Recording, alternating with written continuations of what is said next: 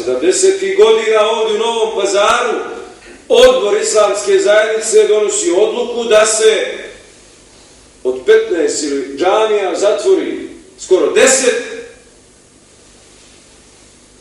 jer ne može, kaže, da se plati imam.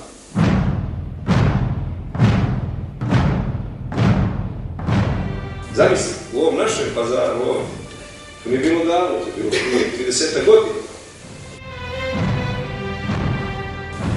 Tada je vjera bila nešto nepopularno, nešto od čega se bježalo. Šta sad imamo? Gužu. Ajde što imamo gužu u džamiji, hvala Allah, to je dobro. Nego otimanje oko vjere, otimanje oko islamske zajednice. Tad nisi mogao da nađeš ljude da staviš u džamijski odbor, neće niko. U odbor vakufski, neće niko, čovječ. To je bilo mizerno. A sad bi svako ima svoju islamsku zajednicu. Svaka politička partija bi ima svoju islamsku zajednicu. Svaka vlast bi ima islamsku zajednicu. Svaki kriminalac bi ima svoga hođu. Svaki tajkun bi ima svoga. Allah se vame.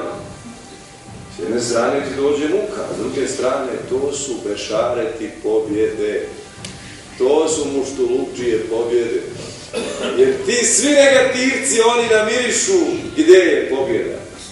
Ovdje je pobjeda. U džamiji je pobjeda.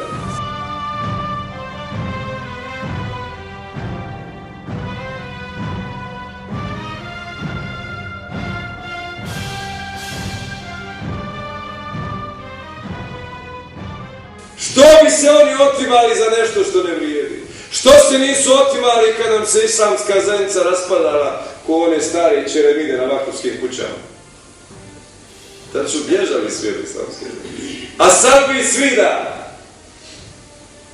Novina ne može da se proda ako ne pomene muftiju islamsku zajednicu. Neće niko.